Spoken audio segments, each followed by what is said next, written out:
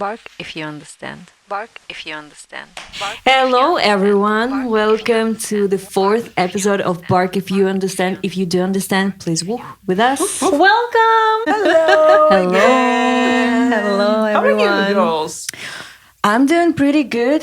It's I'm menstruating today. Okay, it's very important information. I'm on my period, so my intuition is right aligned with me. And yeah, Okay. Yeah. When I received my $1 million, What are you sensing today? Let's go. after this podcast is gonna get viral. 10 days. Thank God, finally. finally we'll reach. Oh yeah. We are rich. Yes. What about you? How are you, I'm Adelina? feeling amazing today, actually. How are you, Olga? All pinky today. Yeah, you're so girly today. really? It's surprise, but yes, I'm just trying to support our logo and our design of podcast today. This Right on brand colors. yes. So today we are feeling a little bit really rebellious, you know? Rebellious. Rebels. Wow. Yeah, because we were actually preparing some topics and we were actually preparing for the episode.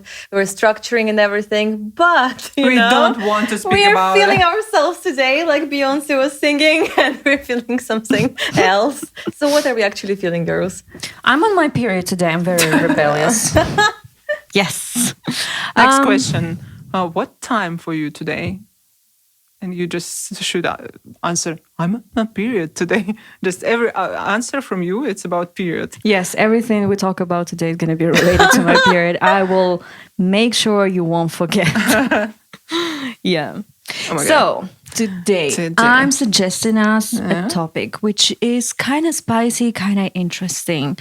Let's talk about, so all of us are very creative people, and some of us had very interesting stories and experiences with the creative world. Probably. I'm suggesting us to talk about the behind the scenes of all the creative processes, all the interesting projects that we've been part of, and maybe tell some interesting spicy stories behind it. And in general, you know, all of us are a part of creative process within the projects that we do. And I think it's always interesting, especially for people who never worked with the creative industry, to understand it. For example, the first time I became a part of bigger creative projects, I was so surprised how people, you know, organize their work. And I personally, since I'm a part of two worlds, which is the corporate world and the creative industry, first I got into the creative industry, I understood how different it is, how things are organized differently over there. What do you think about this topic? I love it. I love it because I work exactly with creatives. I work in creative industry and this is what I do. And of course, I love it with all my heart. So let's get into it. Let's get into it. So I think it would be cool today to present different side of things. So I think you, Adelina, could tell us more about how do you work with creatives and how do you organize work for creatives. From my side, being a creative myself, I'm super happy to tell you maybe behind the scenes of how I write the songs. It was very surprising for me that you, for example, asked me, how do you do this? Like, It's for me, I don't understand how all musicians just create music because it's something crazy for me. I don't know, how do you understand the process, the using of different sounds and put it together and create from different sounds one song. yeah. It's so crazy because for me, more understandable how to create photo, video. It's more, I don't know, you can see the process and Yeah. you can choose something visually. But with sound and working sounds, with sound in general, it's very hard process for me and understandable. For me, it's quite natural. I don't know. It's just It's comes. interesting, yeah. Yeah, but let's discover. From which side it comes. Yeah, let's Just- discover it then. And talk. It's my secret. I don't Secret I want. never tell. I'm XOXO. channeling it, but actually sometimes we really do. I'm joking about it, but we really do sometimes. Because actually, for those who don't know, my background is in composition, so I'm also a creative and actually creator. Exactly. It's now I'm a business person, but before, yes. So I feel you, Gula. Yeah, because sometimes for me it looks like not a creative process, but more like mathematics process. It's like I don't know, 2 + 2, and you understand. Okay, if I took this one and this one, and it will be the big summary. Yeah. Sometimes I would address that actually, because especially as a classical composer, there is of course pre-compositional process where you think about, because my main actually was structures and composition and musical form. So I was using a lot of mathematics And schemes and series of numbers in order to really create the structures and the form. But then actually I was using that to leverage my creativity, because once you have a structure and form, you really can get so creative, because you have this like shape that you can fill in later on. And that was my idea, because obviously over centuries composers use like sonata form, variations, like classically like determined forms, over the centuries that were there and evolved with each style. But but I was really creating mine and then getting free, completely, because I was like, now I can do whatever I want within these forms. It's just probably looks like you have some black and white picture and trying to color it. Exactly. That's how I did it. Yeah. Okay. Oh. But sometimes it's completely different. For example, the day before yesterday, actually I was very inspired by you, because you were sharing your like work with us. Like when we were just brainstorming actually for this episode, and we were just like talking with the girls, like we were talking about creativity, and Olga was sharing a lot of her work that she did, like especially like what her artists did and what they composed. And I came back home and I don't know, like I had some kind of feeling that like it's like always for me a little bit of anxiety, like it's almost like urge, like something is about to come out, And I set down the piano, which I haven't done really in a long time. Wow. And So really, I know. we didn't know about it. And I just started playing, and actually I just lost it, like basically I didn't even think about it, and I created some cool like improvisations and stuff like that. Actually, I want to work around it right now, and like with this material that it just came out of me, and now I want to actually create like a piece that I will actually record. But that's been a long time since you composed something, yes, right? and I didn't want to. That's the thing, and this one just came out.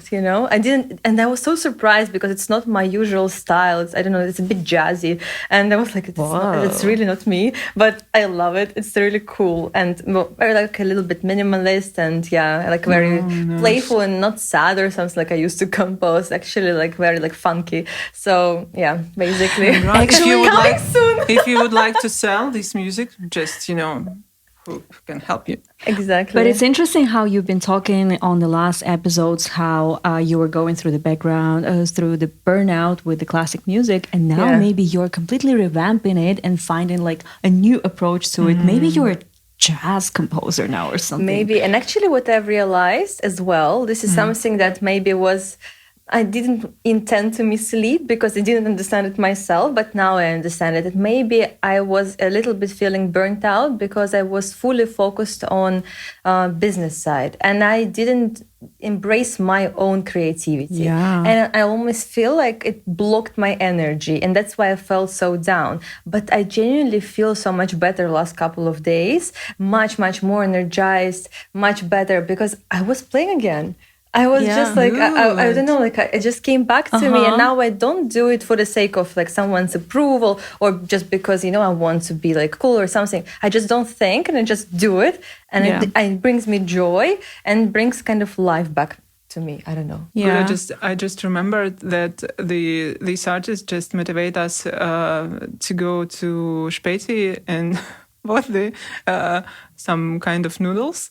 Yeah. And this is artists just motivate to create songs. Oh, yes. Yes, Yes. but this girl actually motivated me. So Christina, Okay. right? This girl. Yeah. Christina, Yeah, hello. hello. Hello. Thank you. Yes. Thank you for bringing life back to me. Yeah, but the story is that we were watching her vlogs, and she went for a trip, and then she was eating this like the cheapest noodles from the Späti from the store, like for I don't know $2, and she was eating it with so much taste and passion. We looked at it, then we looked at each other, and we were like, "Let's go buy it. Let's go eat it." That's the feeling. Yes. It's so And she motivates me for other things. She motivates us for different stuff. Yes.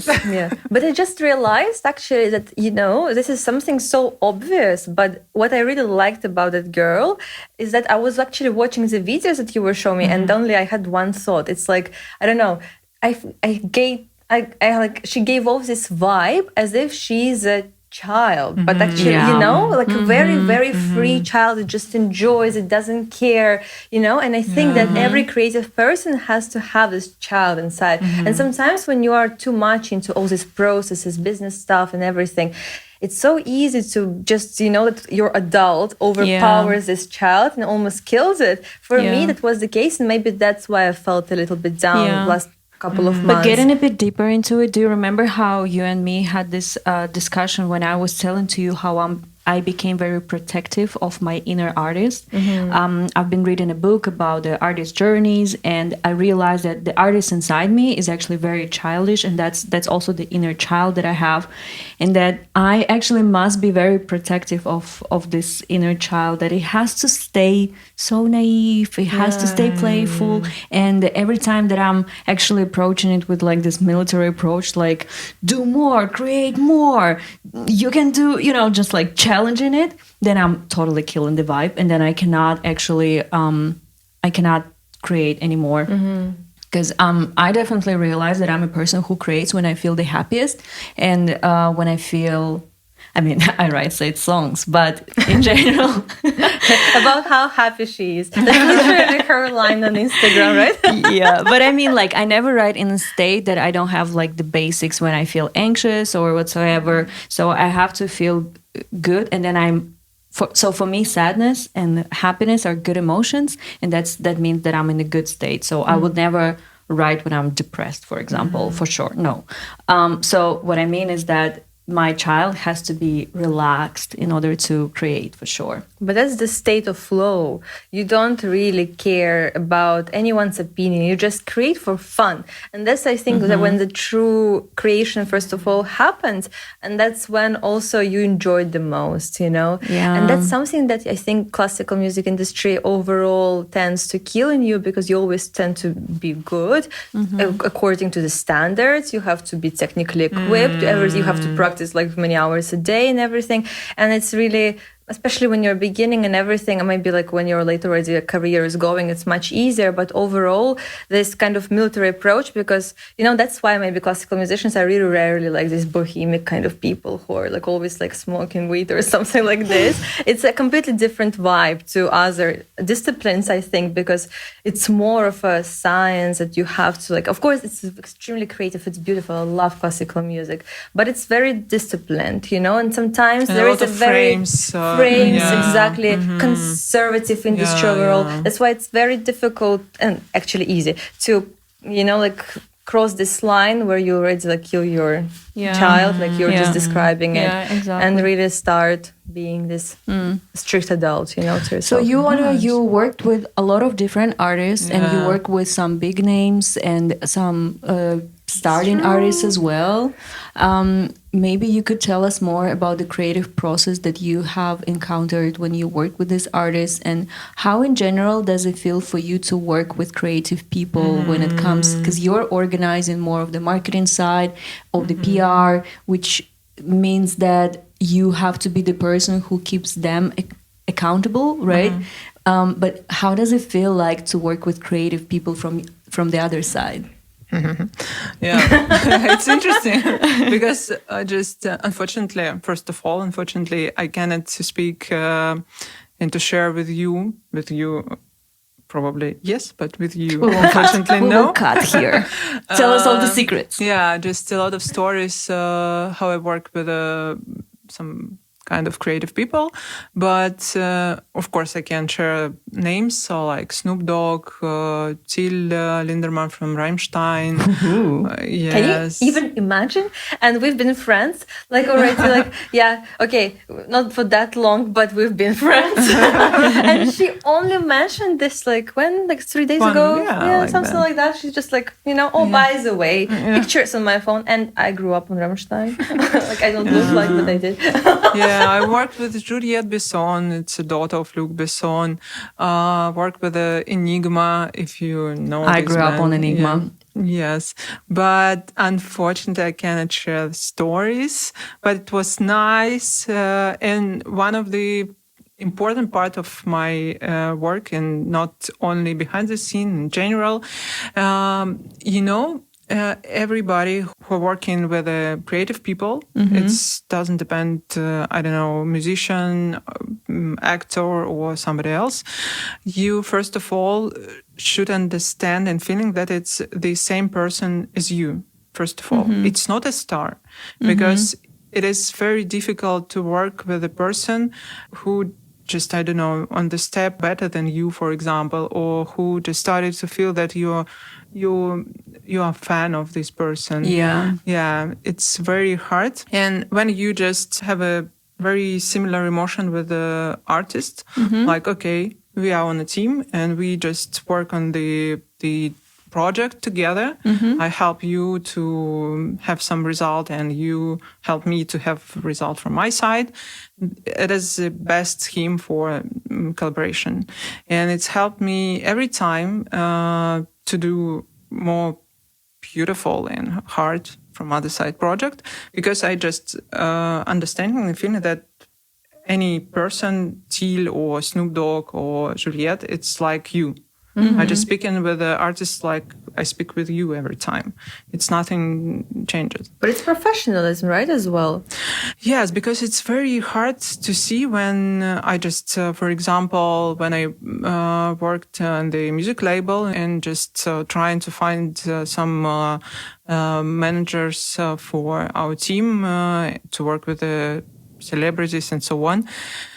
It was really hard to see how people just come to some meeting and just see for celebrity like, oh, yeah, I'm your fan. It was really strange because you don't understand how this person could work with an artist. Because it's every time will be, I don't know, could I take a picture with you or can I put you my hand and something like that. It's it's really hard to see how people just cannot control emotions and so on instead of some more creative process. But in general, I mean, like showing the appreciation is fine, like on a personal level. Like you could approach a person really like another person, like, hey, I love your work, like amazing. Thank you so much for doing what you do. Yeah, but it's not like to be very emotional person and to be very big fan of person with whom you work, because it's really difficult to have connection with artists, because it's just it's just one more fan. But I think even if you meet celebrities like randomly, like I don't have such big experience working with celebrities, but for example, when I met Tom Felton when I was in Prague, he was just another dude who was having his dinner in the next table next to me, and I just literally wanted to tell him that I appreciate his work and thank you so much for making the Harry Potter movies that I could grow up on. I actually met Emma Watson. Really? Yeah, but I didn't approach her, but I used to live in London for 8 years. And I was on a train, literally just going home, and she went into the same coach as I did. Wow. And all the train, because, like British people are really actually respectful of everybody's like personal boundaries, so they wouldn't come up and just take pictures and stuff like this. Yeah. She just came in like in a coat, like just very like looking so normal. She sat down the train and everybody was like, okay, nothing is happening, it's all going on. And she left the train and everybody was like, it was Emma Watson. But it's very important to understand that, for example, in my experience, it's quite often that it's normal, unlike the music and creative of person with whom you work. And it's not a rule that you work only with an artist. which work or music you like. Oh, you mean that you can work also with somebody whom you don't like Of or you course. don't know about? Yes, and it's a reason why you should communication with person like, okay, it's your work, it's your type of professional, and so on. I have another one, and we just collaborate with each other for one reason. Yeah. And so- Essentially, it's a client. Yes, in general, yes. Because it's a reason why to say, hello, your music is very good, I like project you create and something like that. It's normal, but in general, it's not so often because I Yeah. know I'm not a fan of Snoop Dogg or Rammstein, but I had a project with... I'm a fan of both. Yeah, but I had a project... Okay, Rammstein and not it's- anymore, but Snoop Dogg, yes. But us again, coming from parallel universes, you're like, I grew up on Rammstein, and I'm like, I grew up on Enigma, and we're like also completely contrast colors. Yeah, exactly. I mean, like, I was an alternative kid when I was like 11. But I bought a popcorn for Snoop Dogg. Popcorn for Snoop Dogg. Sweet. Sweet and salt. But how does it feel like? Crazy, you know? Have you had any situations when it was stressful for you to manage an artist? I mean, there is like the stereotype that artists are peculiar and they could be also, behaving weirdly when it comes to creative processes. Is that hard to manage? It's hard, yes, but about stressful project or situation, it was really stressful part of my life, work with Snoop Dogg, because it was a trial period of on my new job, and I just only started to work in social network, and I had a project. It were only 3 months for create an idea and communicate with the Snoop and so on. And it was really stressful because you are new and with a new team and new place. And it's Snoop Dogg. Yeah. Just okay. La la la la la la la. But every time when I have a situation like that, I just try to show that it's okay for me. It's normal. I just okay. play I will it create cool. Just an- another dude. Fake it until you make it. Yeah, That's just- the spirit. Yeah, I just Who are you, Snoop? What? yeah. What to say? And I just okay. I will start and we'll see just what next. It's really interesting, but I think that working with creatives, I mean, like I work with creatives on a daily basis, Tell us from your side. but not with Snoop Dogg, unfortunately, not yet. But I mean, if he wants to ever do corporate gigs, Snoopy, you know where to find me. I follow you on LinkedIn. Yeah, we need Love it for Snoop to tag, Dogg. I mean, Snoop Dogg. You can On take this- Eminem with you. It's fine. I will always find you a gig. Yeah.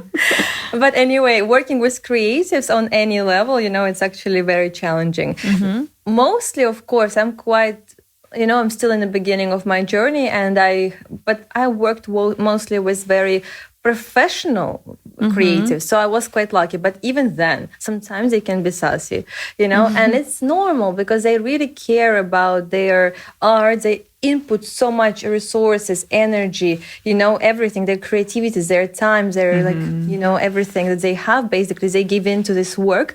And then unfortunately, especially in commercial world, it's not always the spotlight, because it's not a concert where everybody just comes for you. Everybody comes for the event in my industry, because our creators, they get opportunities at corporate events, conferences, trade fairs, and basically private gatherings also at corporate. So obviously people come there for different reasons. They don't come for the art itself. It's just a nice, beautiful addition, which makes the event very special and unique. So unfortunately, sometimes there is some situations where I see that, of course, plans change on the way that, for example, we have discussed according to the contract that they will create their work until certain time, but then they have to leave sooner because organizers suddenly have to change something, which is absolutely normal because this is how events operate, because there is, always something changing just on the go. And they can be sassy sometimes about that and be like, well, that's what something we agreed for, because they feel like they have to compromise right now, and they're not being treated to basically creation is not being valued appropriately in their minds, which I completely understand. But always you have to think commercially. It's especially I think it's so difficult for creatives to separate their art from the business, really, because That's true. in a commercial setting especially it's difficult, because they do it even if they do it just for the money, they want to do it really, really well, which I completely respect. Actually, it's extremely an amazing trait that they have. But obviously other people, it's not their primary focus, and that makes sometimes it difficult basically to work around it, I think. I think for a lot of creatives, this is so hard to play in between staying commercial, making money, but at the same time, the whole art process is just sort of divine, and it's so hard to control it. I have no idea how big artists who are signed to big labels, to the majors, that they have huge pressure on delivering new albums, but they have a creative block. How do you work with this? Don't have any pressure. They don't have any pressure? No? They just do their own time. I think I remember that you were telling me that there is new addition to music artist contracts, that now they also have a part where it's one of their responsibility to look after their emotional state, that they don't go into the burnout, and that they have to actually announce it if in case that they feel that they're getting into it. Is that true? Yeah. It's the last 2 years in the music industry, we see that majors and independent labels just added the title and the contract about emotional feelings, that each artist should control emotional State. health and emotional state. Yes, thank you. Because it's a very important part of our life, and we know a lot of cases when artists has a lot of problem with the mental health, with the burnout and so on, and it's very hard connected with the creative process. And labels, independent or majors, they lose a lot of money because of that, and it's really interesting and important part of contracts today. And more, it's if we speak and if we back to topic behind this scene and about my experience, a lot of time during the process you should be kind of psychotherapist for artists, because it's true. You should control emotion state for artists and support, and I don't know, just listening artist every time when he or she would like to to tell you something about others, or about some emotional state to share with you their emotion and so on.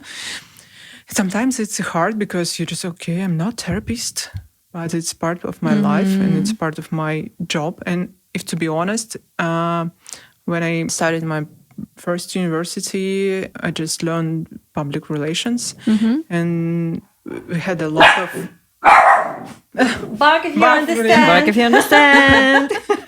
Sky understand. And we had a lot of psychology in our course. Just 2 or 3 years of psychology we had. Ooh. Because it's very important when you communicate with people to understand how. And second one, we just should understand how to manipulate, because it's part of our work too. That's not sound healthy. But no, it's I completely understand what you mean. It's like sales, Yes. The word manipulation should be put down, and instead, you need to think about how to approach Leverage in it. order for leverage it. Exactly, actually, that's a better word. But I understand what you mean. So it's not about necessarily manipulating. It's not negative. It's not negative. You don't do it for your benefit. You do it for mutual benefit.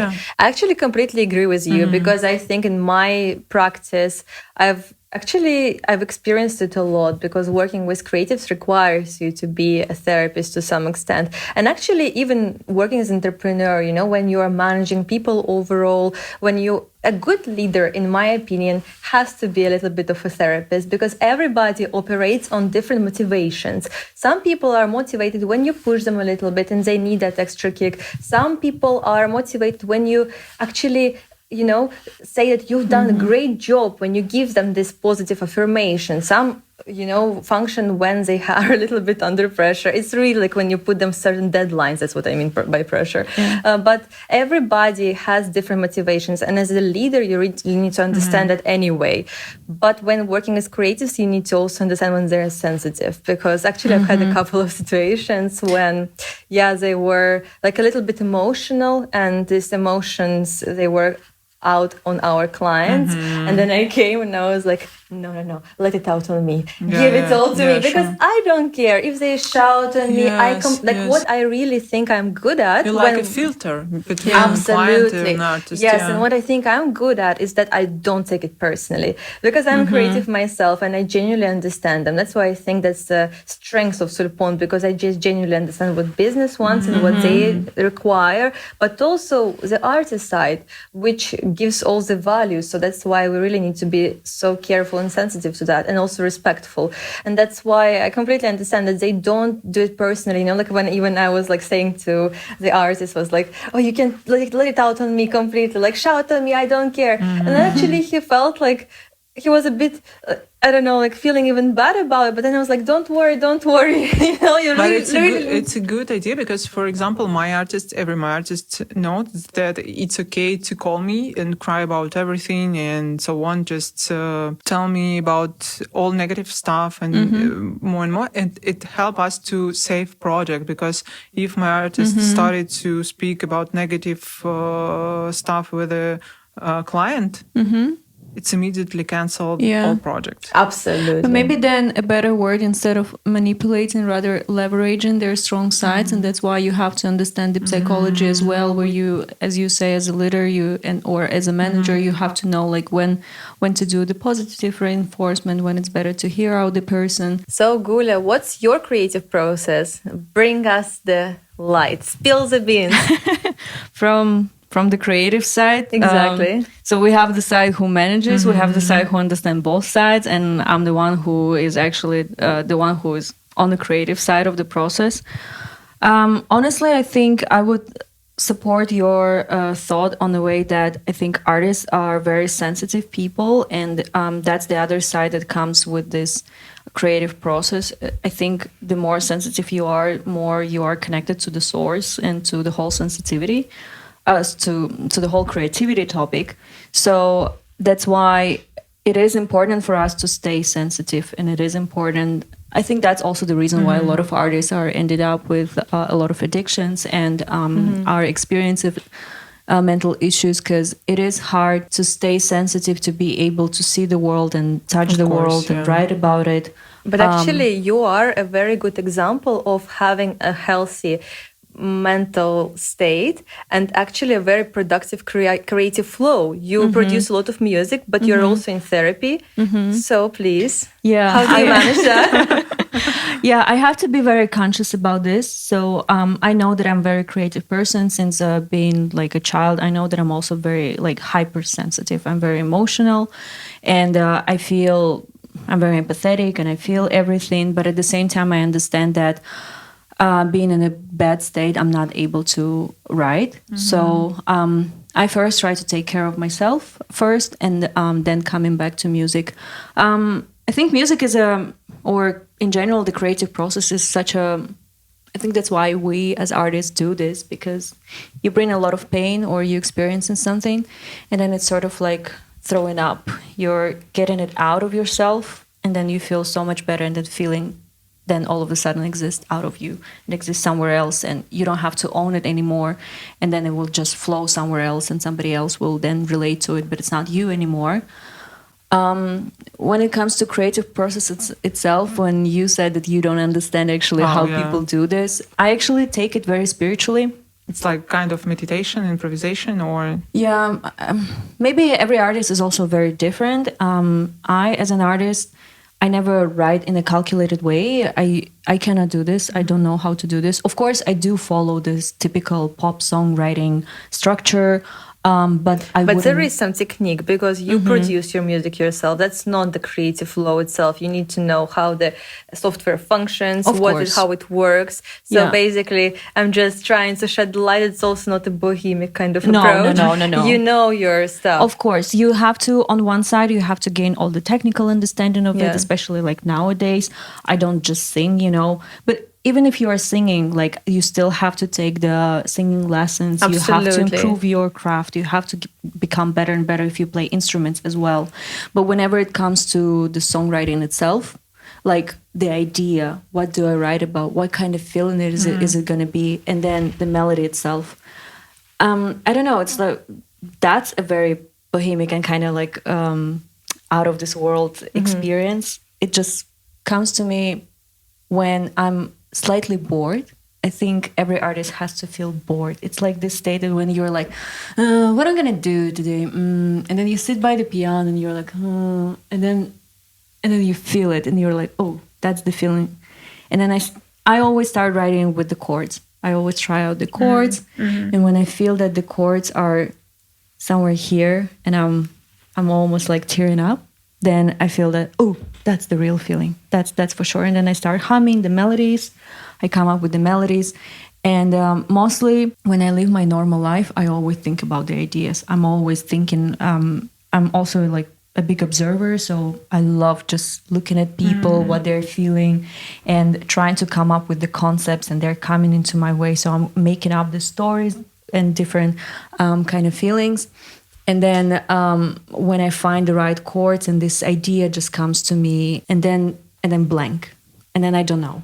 Then like the process of me writing the lyrics and coming up with melodies, that's something I have no control of. And sometimes it just comes, and then I look at it, and also the production itself. I don't know, like, why exactly did I choose this melody? Why I hear the sounds in my head, I feel like it has to go like now it has to be like and you're like, it just like comes to your head, and then my brain just does what that it like navigates it. It makes makes it work technically. But I feel you. Actually, that's exactly that's the flow. That's the flow. It, And actually, it's exactly what I was describing to you in the very beginning of this episode. That's what I felt as well. I just went to the piano and I was just playing and I didn't know, like I was actually playing Just some blank. Debussy, Yeah. and I was like, I'm bored of reading music. I want to do something of mine, and then I started like playing and like exactly blank, and I was like, wow, it sounded cool, Yeah. And you're Yeah. like, wow, and sometimes and you feel connected to it. You have to Yes. feel it. You have to feel it in your heart. It's actually when you were describing the feeling, you almost like want to cry. This is like, that's the real. Yeah. But okay, the question from manager. I know, literally half. Yeah, it's very interesting way. It's very emotional, relaxed, and you're on the mood, blah blah blah. But if you need to create a song for commercial reason, I for did commercial actually purpose, before. how you find this emotional mood, emotional state for yourself? Because if you speak about and talk about that, it just you just need to a little bit bored or something tired and something like that. But you have a task. No, You of have course. deadlines. Yeah. And how to be in this emotional state to create music if you have a lot of magic when you create. Yeah. It's actually so interesting that you mentioned it, because today I was checking the Zoom, and this Zoom I was using when I was like, back in my uni days, and after as well, when I was living in London and I was still in my composer life. And actually I wrote quite a lot of music for my friends' films and also for some commercial projects as well. And here I found some recordings, what I did actually for my friend's short film. And actually she presented it in cinema. It was like a real premiere, Nice. UK premiere. And and I wrote actually music for the whole film. And I don't know, like I had deadlines, I had everything. The first stuff that I did, she said like it's too much because I'm a contemporary composer, and she of course said that, oh, hey, I trust you can just go with a creative flow and do whatever. And it was, my creative flow was a bit too much for commercial, so I was like, then I adjusted and I thought about, okay, how it can work. But I don't know, when you work with images, that's a different setup because you actually work with the content that's already there and you try to feel it. You try to think whether how music can support the image, or sometimes, like music is part of the image. It depends on the concept, and that is something that you agree with the director, for example, if you work on a film. But in that case, actually, music was quite an important, like almost equal to the image itself. That's why for me it was such a way. And the same actually. You just start. You just put yourself a task, and then you start playing around. I sit there back then the grand piano, and I just improvise and I record some stuff, and I think like, oh, this is nice. And then you catch some motif, and then you start working around it. You record it, you write it down, and then you can improve it, see how well it supports the image, how it works, and commercial is the same. It's pretty much the same process. You just obviously put yourself in some frames, but essentially, it's also flow. From my side, whenever I have the assignment to do something and I have to perform creatively, I try to always make it personal. How would I feel? So, like, for example, when I used to participate in like the writing contest, you Really? have. I didn't know that. Yeah, I was writing a lot actually in the past, and you would get the assignment, for example, write about like this smashed can or something like this, and then you try to think about all the emotions and what could be around it, and the best commercials I think are the ones that are personal and that are creating like around the personal, around people's interactions, and if you add a little bit of soul there, for which I think you have to be very empathetic.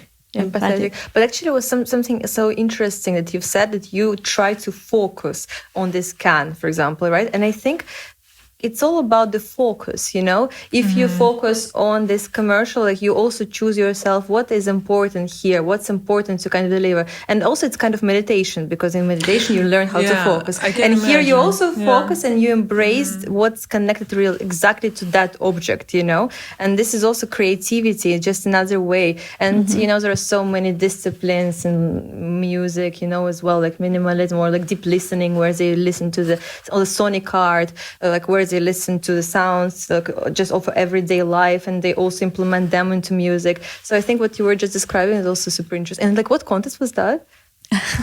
As a kid, I was just very much into writing. It was when you were a kid? When I was 18 until I was 20, I think I was writing a lot. And I saw myself as, maybe I'm going to be a writer. But now it all makes sense because I enjoy songwriting so much. It was what kind of writing? It was also songwriting or just music? No. I was writing poems. I was writing actually little stories. Yeah. Oh. I still love the stories. Because I understand about the focus, because I have an experience, as you remember. And when I just need to create some text for my artist for Instagram or other social media, I don't know, from their names, I just put headphones and turn on music of this artist for listen voice and mood of artist, and started to write the text because it really helped me to focus on the person, to be part of this person, and to speak like this person. And it's about focusing on task, but anyway, to creation of music, it's some kind of magic for me. But it is magic for me as well. Like many times when I write the song, I work on it and I'm so focused, but then I get out of it and somebody asks me, or I try to decode, like, how did I do this? I look at it and it looks like somebody else created it. I'm like, I know how to do this? Wow. Like many times I then forget that I know how to use this feature, like in Logic Pro, for example. I'm like, wow, how did I do this? I don't know. Or if I'm trying to sit down and like artificially force myself to write a song, I'm like, now we're going to write a good pop song. And then I'm like, I'm such a bad songwriter. Like I have no idea how to write. But then when it comes like from, then it's like, and I'm like just the best writer. And then I look at these lyrics and I'm like, wow, how did I know how to do this? But that's the best feeling ever, I think. And this is something actually that, I think naturally every single person is creative, but most lose it. And you were just describing, how do I write a text for my artist? It's the same. It's just different tools. That's why there are different kinds of arts, different disciplines, everything. I just think that more or less people experience this flow, but just in different ways. And music, of course, it's unknown to you because you never studied it really, like an instrument or songwriting. But maybe if you studied and you started, then you would understand. I'm actually pretty sure you would.